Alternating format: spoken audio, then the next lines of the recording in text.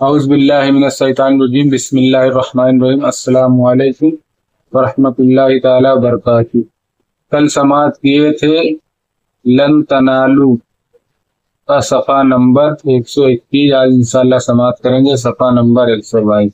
ایک بار درود پاک پڑھ لو۔ اللہم صلی علی سیدنا شفیعنا نبینا حبیبنا مولانا محمد بارک وسلم صلاۃ و سلاما دائما علیک سیدی یا رسول اللہ صلی اللہ تعالی علیہ وسلم۔ بسم اللہ الرحمن الرحیم، اللہ کے نام سے شروع جو نہایت مہربان رحم والا۔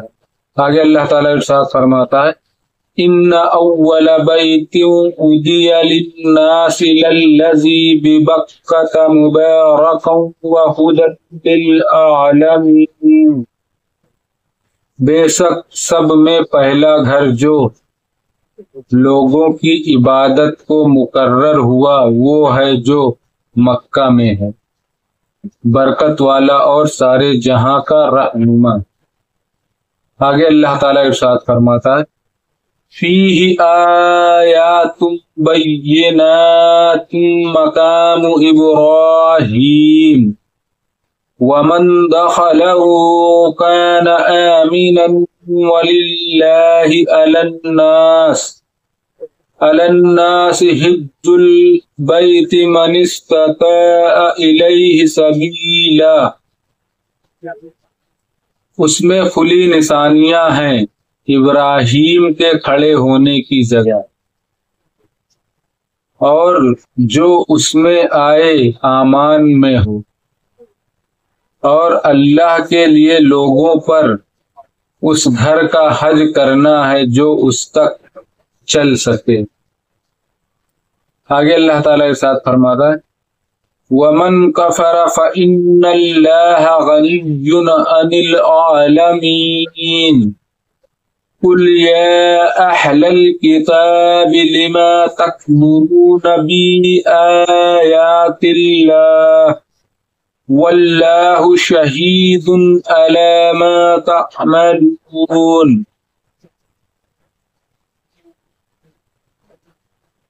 اور جو منکر ہو تو اللہ سارے جہاں سے بے پرواہ ہے۔ تم فرماؤ اے کتابیوں، اللہ کی آیتیں کیوں نہیں مانتے، اور تمہارے کام اللہ کے سامنے ہیں۔ آگے اللہ تعالیٰ ارشاد فرماتا ہے قُلْ يَا أَهْلَ الْكِتَابِ لِمَ تَصُدُّونَ عَنْ سَبِيلِ اللَّهِ مَنْ آمَنَ تَبْغُونَهَا عِوَجًا وَأَنْتُمْ شُهَدَاءُ وَمَا اللَّهُ بِغَافِلٍ عَمَّا تَعْمَلُونَ۔ تم فرماؤ اے کتابیوں، کیوں اللہ کی راہ سے روکتے ہو اسے جو ایمان لائے، اسے ٹیڑھا کیا چاہتے ہو، اور تم خود اس پر گواہ ہو، اور اللہ تمہارے کوتکوں سے بے خبر نہیں۔ اللہ سب چیز کو اسے خبر رہتی ہے، بے خبر نہیں۔ شان نزول، یہود نے مسلمانوں سے کہا تھا کہ بیت المقدس ہمارا قبلہ ہے، کعبہ سے افضل اور اس سے پہلا ہے، انبیاء کا مقام ہجرت و قبلہ عبادت ہے، انبیاء کا مقام ہجرت و قبلہ عبادت ہے۔ مسلمانوں نے کہا کہ کعبہ افضل ہے، کعبہ شریف افضل ہے، اس پر یہ آیت کریمہ نازل ہوئی،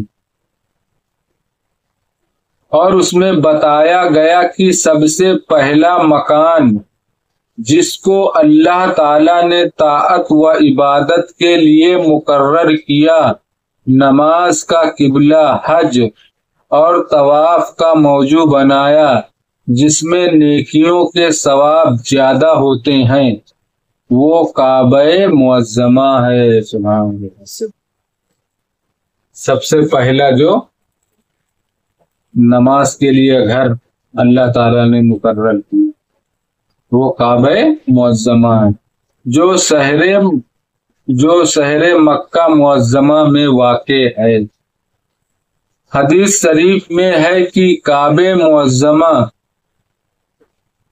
بیت المقدس سے 40 سال قبل بنایا گیا، 40 سال پہلے کا مطلب، جو اس کی حرمت و فضیلت پر دلالت کرتی ہے۔ ان نشانیوں میں سے بعض یہ ہے کہ پرند کعبہ شریف کے اوپر نہیں بیٹھتے، کعبہ شریف کے اوپر چڑیا اڑیا نہیں بیٹھتے، ہاں پرندے بھی نہیں بیٹھتے، آج بھی کعبہ شریف میں دیکھتے ہو نا، آج بھی چڑیا یا کوئی پرند نہیں بیٹھتے، اور اس کے اوپر سے پرواز نہیں کرتے، اس کے اوپر سے اڑ کے بھی نہیں جاتے، کعبہ شریف کے اوپر سے اڑ کے بھی نہیں جاتے۔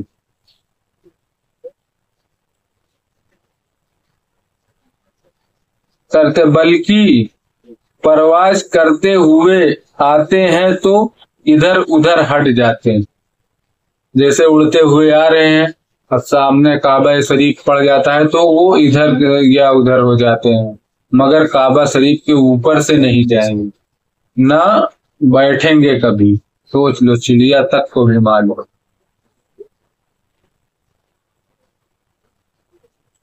اور جو پرند بیمار ہو جاتے ہیں وہ اپنا علاج یہیں کرتے ہیں، جو پرندے بیمار ہو جاتے ہیں وہ اپنا علاج کرنے کے لیے کہاں آتے ہیں؟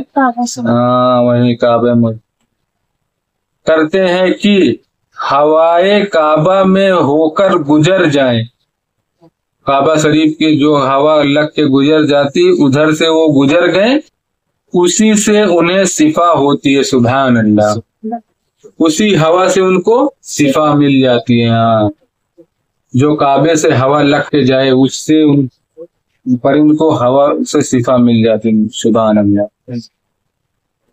اور اوہوس ایک دوسرے کو حرم میں ایجا نہیں دیتے، حتیٰ کہ کتے اس سرزمین میں ہرن پر نہیں دوڑتے، کتے بھی کسی بے بس جانور پہ نہیں دوڑیں گے، ہرن کو دیکھیں گے کاٹنے نہیں دوڑیں گے، اور وہاں شکار نہیں کرتے، اور لوگوں کے دل کعبہ معظمہ کی طرف کھینچتے ہیں اور اس طرف نظر کرنے سے آنسو جاری ہوتے ہیں،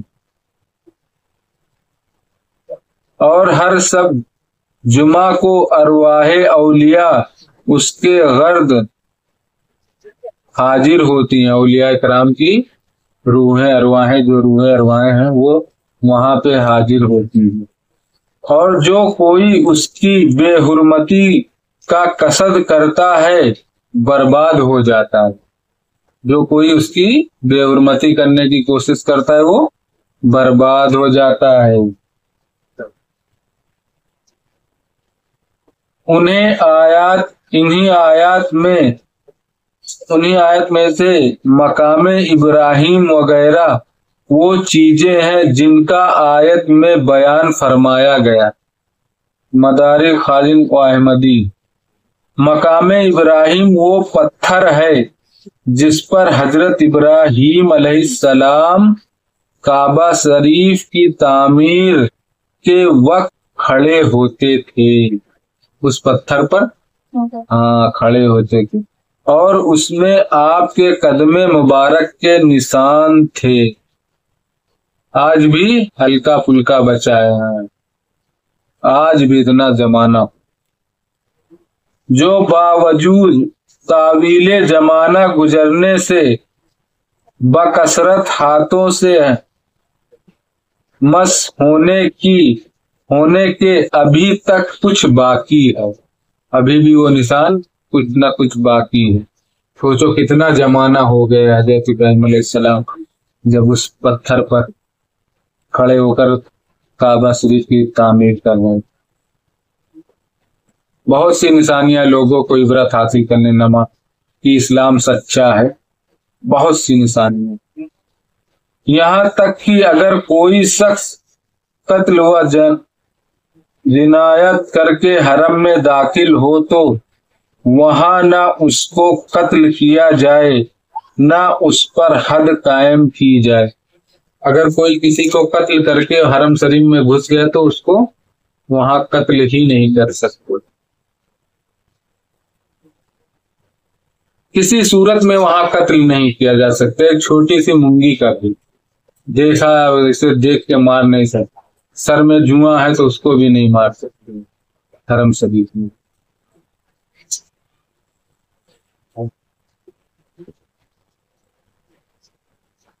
اس پر حد قائم، اس کو قتل نہ کیا جائے، اس پر حد قائم کی جائے۔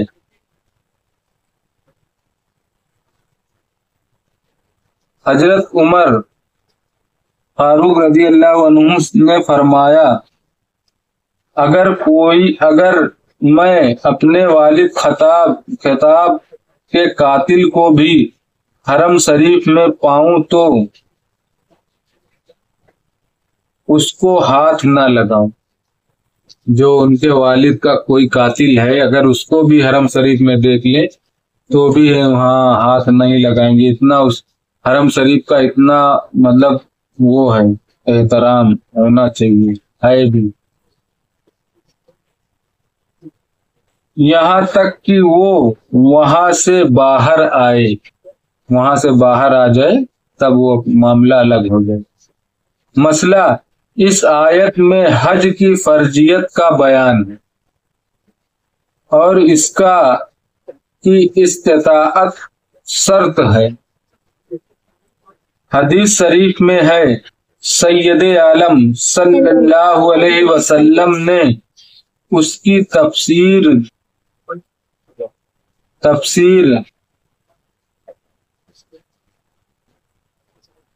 جادور اہلا سے فرمائی۔ جاد یعنی کوسا، کھانے پینے کا انتظام اس قدر ہونا چاہیے کہ جا کر واپس آنے تک کے لیے کافی ہو، اور یہ واپسی کے وقت تک اہل و عیال کے نفقہ کے علاوہ ہونا چاہیے۔ جس پہ حج فرض ہو تو اگر وہ حج پہ جائے تو اس کے پاس یہاں جس کو چھوڑ کے جائے گا اپنی آل اولاد کو، اس کے لیے کھانے پینے کا پورا ہر چیز کا انتظام ہونا چاہیے۔ جیسے یہاں سے گیا وہاں سے واپس، ایسا نہیں کہ تم چلے گئے اور یہاں گھر والے بھوکے رہ گئے، کھانے کو نہیں ہے، تم حج پہ گئے، تو ایسے کو اللہ تعالیٰ نہیں پسند فرمائے گا۔